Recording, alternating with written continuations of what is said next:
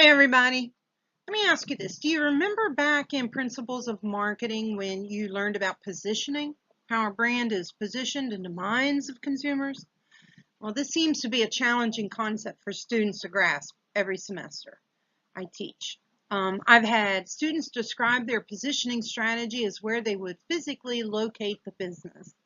We will set up shop on Main Street on the first floor of a large building directly across from Dairy Queen. Well, here in chapter 3, you're going to gain a deeper understanding of perception, which is kind of the science behind positioning. So our learning objectives for this chapter involve how the design of a product is a key driver for its success or failure, how products and commercial messages appeal to our senses a lot of times. Perception is a 3-stage process. Subliminal advertising that you may have heard of, it is controversial, and they say that it's largely ineffective when we use it to talk to customers. We interpret the stimuli to which we do pay attention according to some learned patterns and expectations we have from our past. And semiotics is a way that helps us understand how marketers use symbols to create meaning. So to begin with, let's look at how product design drives its success or failure. Our senses play quite a role in the decision marketers make. For instance, marketers rely heavily on visual elements in advertising, store design, and packaging. They communicate meaning on the visual channel through a product's color, their size, and its styling. And interest in scent has spawned new products. Some brands utilize scent easily. For instance, Starbucks requires baristas to grind a batch of coffee each time they brew a post instead of just once each morning, so that customers have that intense smell during their Starbucks experience. Stores and restaurants often play certain kinds of music to create a certain mood. Recent research found that participants who simply touch an item for 30 seconds or less had a greater level of attachment with the product. These connections, in turn, boosted what they were willing to pay for it. A food item's image and the values we attach to it influence how we experience the actual taste. These aspects can be called a brand's sensory system. So we're going to cover all 5 aspects of branding in learning objectives 1 and 2. Hedonic consumption includes how customers interact with the emotional aspects of products. So in other words, products are rarely strictly functional. Customers may want hedonic value too. Target is a company that has embraced this insight. Target focuses on products with great design as well as functionality. The Coca-Cola bottle also illustrates an example of how design can facilitate product success. Marketers rely heavily on visual elements in advertising, store design, and packaging, as I've already said. Many of our reactions to color comes from learned associations. These are cultural connotations, such as the color black for mourning. But other reactions are biological.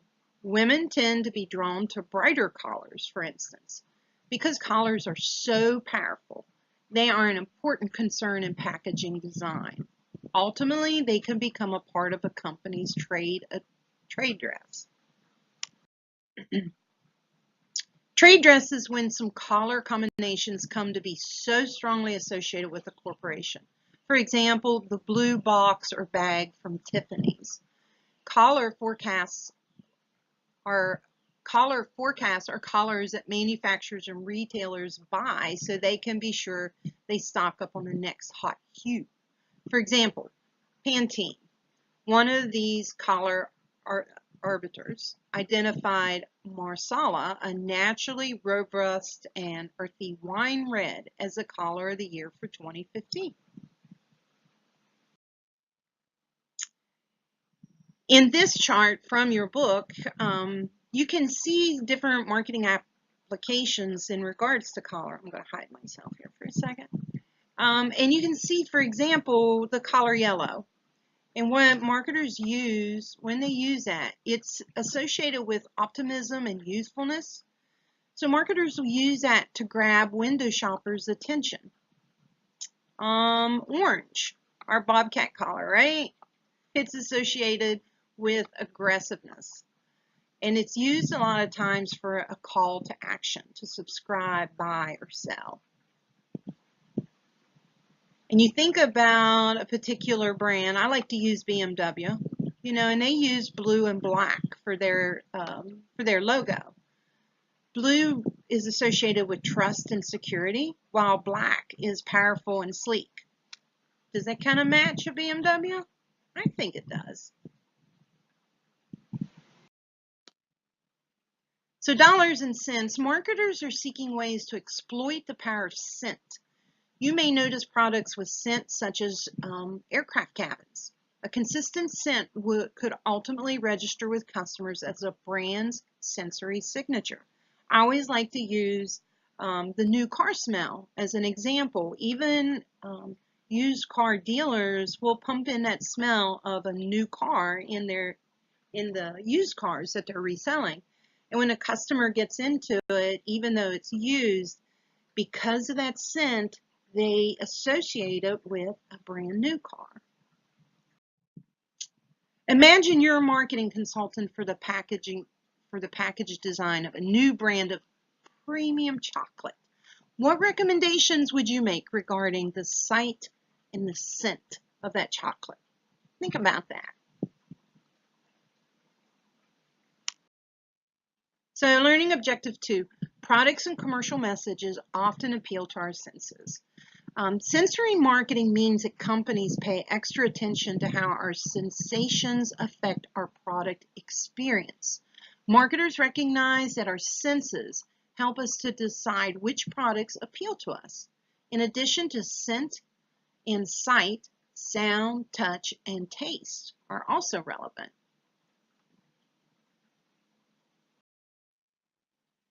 There are many aspects of sound relevant to marketers. Brands can use audio watermarking to encourage the retention of a message. When producers weave a sound into a piece of music that acts like an earworm we compulsively hum.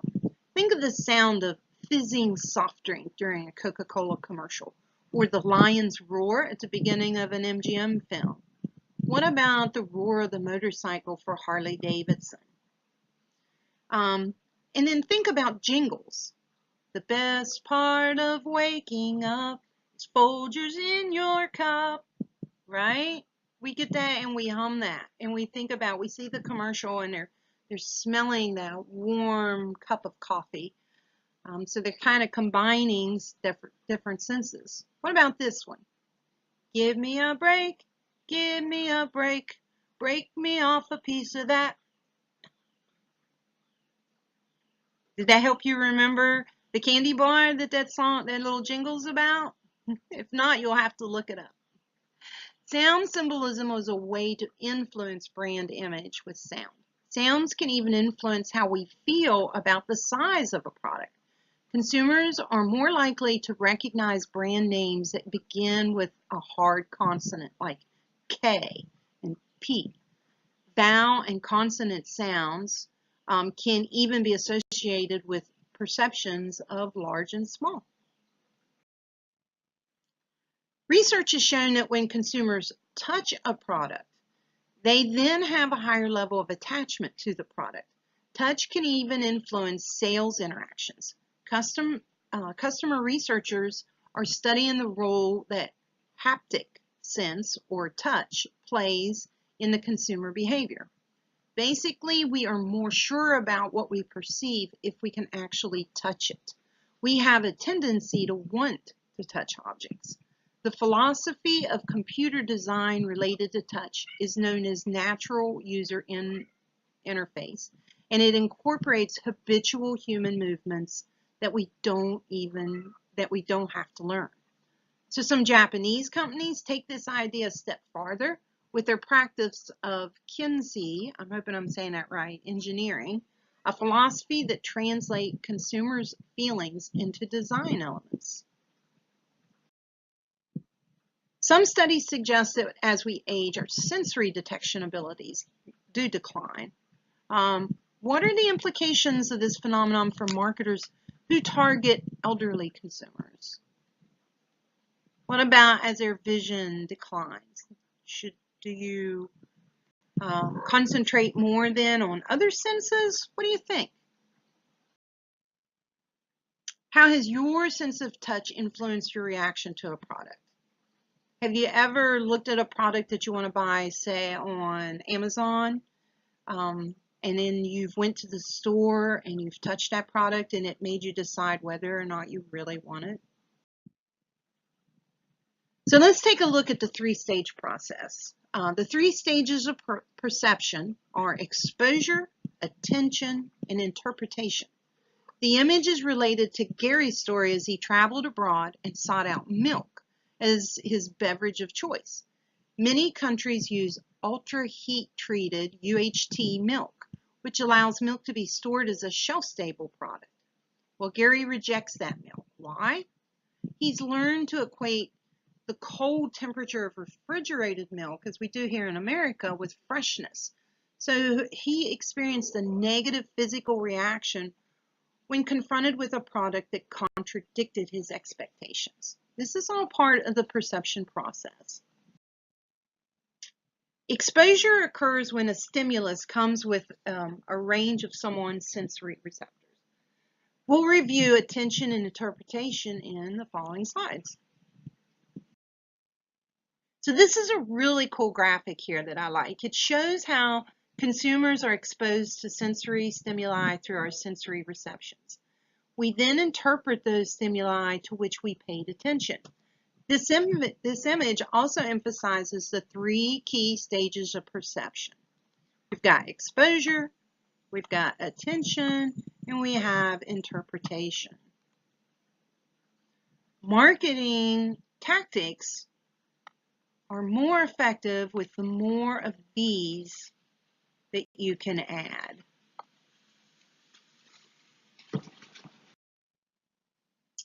Exposure occurs when a stimulus comes within the range of someone's sensory receptors. What a person is capable of receiving is stimuli within a person's sensory threshold. That threshold is the area within which stimuli can make a conscious impact on the person's awareness, and we have to know what that threshold is, and we don't want to go above it or we give too much stimuli. The science of psychophysics focuses on how people integrate the physical environment into their personal worlds. The absolute threshold refers to the minimum amount of stimulation a person can detect on a given sensory channel. The absolute threshold means that the stimulation used by marketers must be sufficient to register. So for instance, a highway billboard might have the most entertaining copy ever written, but this genius is wasted if the print is too small for passing motorists to see it. The differential threshold refers to the ability of a sensory system to detect changes in or differences between two stimuli. The minimum difference we can detect between two stimuli is what we call JND, just noticeable difference. Sometimes a marketer may want to ensure that customers notice a change, as when a retailer offers merchandise at a discount. But in other situations, a marketer may not want customers to notice differences, such as when a store has raised a price or a manufacturer reduces the size of a package. A customer's ability to detect a difference between two stimuli is relative. A psychophysicist named Ernest Weber found that the amount of change required for the perceiver to notice a change systematically relates to the intensity of the original stimulus. So it all is grounded into that original stimulus. The stronger the initial stimulus, the greater a chance must be for us to notice it. This relationship is known as Weber's law. So take a look at these Pepsi logos from 1940 to current. Exposure occurs when a stimulus comes within a range of someone's sensory receptors. Consumers concentrate on some stimuli but are unaware of others. There are some stimuli we simply don't even perceive. Psychophysics is a science that explains how the physical environment is integrated into our personal subjective world. When we define the lowest intensity of a stimulus that our brain can register, we are speaking of its threshold. The images in this slide, they illustrate how Pepsi has changed its logo over the years. If the difference didn't pass our sensory threshold, we wouldn't even notice the logo change. So how much of a change would be needed if a favorite brand's price, package size, or logo would be needed for you to notice the difference? Think about that. Think about how logos have changed. If it had a very minor change, would you have even noticed? So let's look at subliminal advertising. As I mentioned, it's controversial, but largely perceived as ineffective by researchers as to how we talk to customers. So let's look at a couple logos here. If you don't know this logo here, this is the Milwaukee Brewers. Can you find the subliminal message in the logo? Well, the Milwaukee Brewers logo from 78 to 93 is an iconic example of the subliminal logo. Composed of an M, there's the M, and a B, there is the B, if you see it. Yeah. To make a catcher's mitt. This logo was designed by the University of Wisconsin art education student. An oldie but goodie. Many don't see the subliminal message in Amazon's logo, and I know I've used this in many classes, and I'm sure you do. The current logo has been in use since 2000, and it doesn't seem to be going anywhere. Why would it? The cute A and Z arrow grinning face works very well. There's your smile. And they get everything from A, or they have everything from A to Z. And finally, an example here is Tostitos. This logo is fairly well known, but you may have missed a subliminal message in it. And in every Tostitos ad that shows the logo. Notice the two friends standing or sharing chips and salsa right here in the middle. I can get my pen to work. Yeah. I wondered why it took me so long to find it, actually, because it did, I really didn't even notice it till I'd read an article on it. But that is pretty cool. And that would be a great example of a subliminal message. So attention refers to the extent to which processing activity is devoted to a particular stimulus. The allocation of processing activity can vary depending on the characteristics of the stimulus and the recipient. Although we live in an information society, consumers are often in a state of sensory overload. Think about that. Sensory overload means that consumers are exposed to far more information than we can humanly process. Much of this comes from commercial sources. We are exposed to thousands of advertising messages each day in addition to other types of stimuli we sense. Research shows that the average American is exposed to around 5,000 marketing messages a day. And some research I've read says it is as much as 10,000 a day now. Experience is a result of acquiring and processing stimulation over time. It helps to determine how much exposure to a particular stimulus a person accepts. Perceptual filters based on our past experience influence what we decide to process. So perceptual filters include vigilance, defense, and adaptation. Vigilance means consumers are more likely to be aware of stimulus that relate to their current needs. A consumer who rarely notices car ads will become very much aware of them when he or she is in the market for a new car. The flip side of perceptual vigilance is perceptual defense. This means that people see what they want to see and they don't see what they don't want to see. If a stimulus is threatening to us in some way, we may not process it, or we may distort its meaning so that it's more acceptable. Adaptation can also affect attention. Adaptation is discussed a little more deeper here in the next slide. So factors leading to adaptation. Adaptation is the degree to which consumers continue to notice a stimulus over time. The process of adaptation occurs when customers no longer pay attention to a stimulus because it is just so familiar.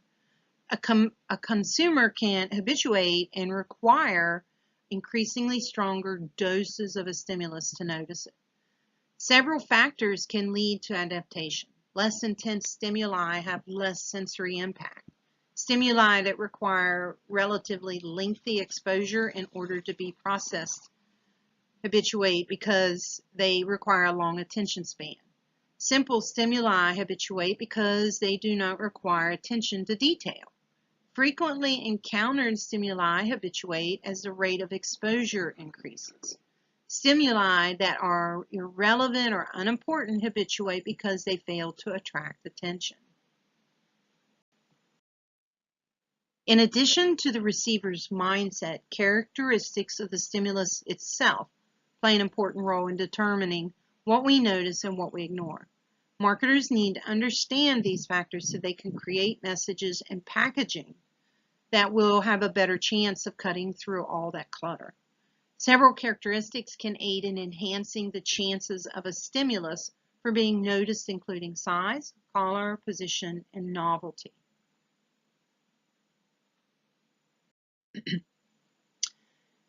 This slide gives us an example of the golden triangle in how our eyes view websites. And as you can tell, we typically are right up here at the top left. And why do you think that is? Well, think about, well, at least in the United States, how do we read? We read from left to right. Right? Yeah. So this is one thing in advertising that designers keep in mind, in that if you look at an advertisement, a lot of times their main focus will be located in this area, or their main message, or the headline, or something like that, because typically this is where consumers will begin to look. This, in regards to the website, this is a lot of times why right down through here we have our menu located.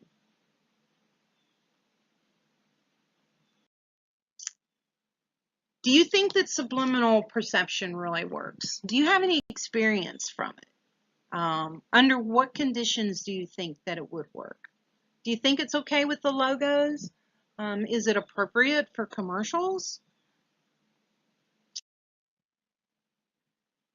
And in learning objective 5, we interpret the stimuli in which we do pay attention to according to learned patterns and expectation. Interpretation refers to the meaning we assign to sensory stimuli, which is based on a schema.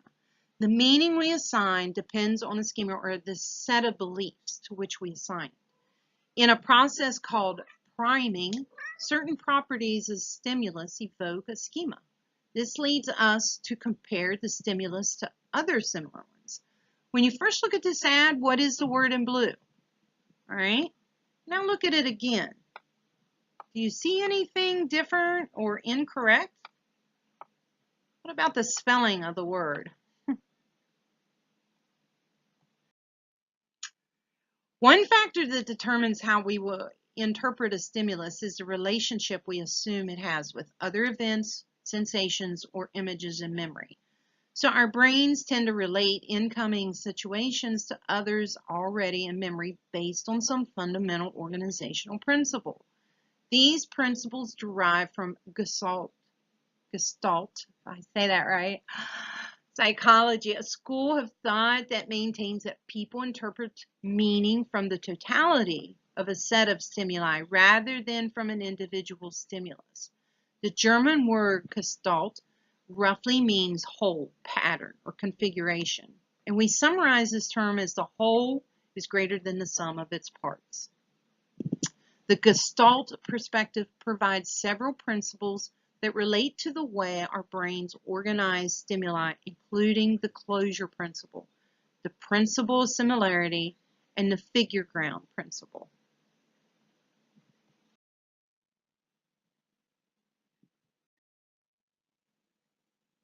And finally, learning objective 3.6, the field of semiotics helps us understand how marketers use symbols to create meaning. I always think this is a really cool thing to study. Semiotics is a discipline that studies the correspondence between signs and symbols and their roles in how we assign meaning. The object is the product that we focus that is the focus of the message. So for example, Marlboro cigarettes. The sign is the sensory image that represents the intended meaning of the object. In this case, it would be the Marlboro cowboy.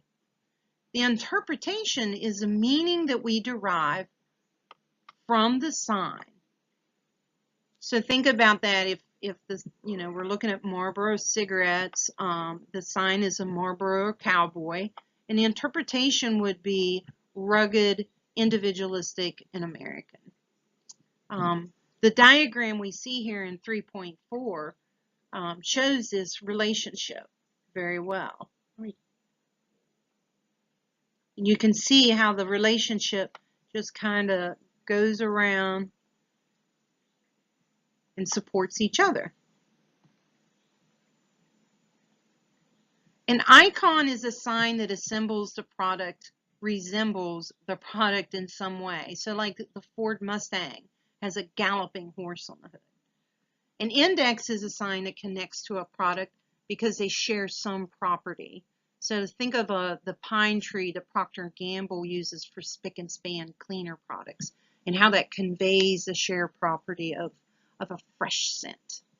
A symbol is a sign that relates to a product by either conventional or agreed upon association. The lion in Dreyfus Fund ads provides the conventional association with fearlessness and strength that it carries, or hopes to carry, over the company's approach to investments. And actually, your discussion post is going to be on this very thing right here. You'll find a commercial and identify its object, sign, and interpretation and discuss that. And I want everybody to use a different commercial. So before you pick the one out you're going to discuss, you might want to check through and make sure no one else has used it.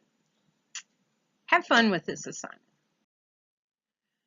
Some examples of brand positioning. When a marketer understands how consumers think about a set of competing brands, it can use these insights to develop their positioning strategy. Marketers can use many dimensions to carve out a brand's position in the marketplace, including lifestyle, price leadership, attributes, product class, competitors, occasions, users, and quality. Here's some examples. Let's look at attributes. Remember what attributes are? That is what the product can do, the features of the product. Bounty is the quicker picker upper, right? That's what they want you to think of when you think of Bounty.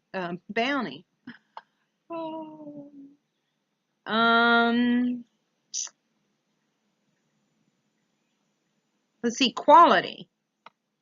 We've got Ford as the example. Quality is job one.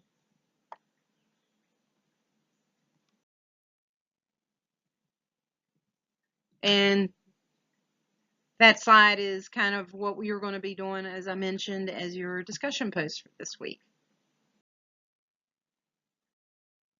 All right, so that's it for for chapter 3, it really is a cool chapter. Jump in there, and I love to read about sensory marketing and things like that, and to dissect, when I walk into a store and I listen to the music it's playing, does it match the environment of the store? Does how they have products set up in the store, and in-store signage and just things like that, does it match the company?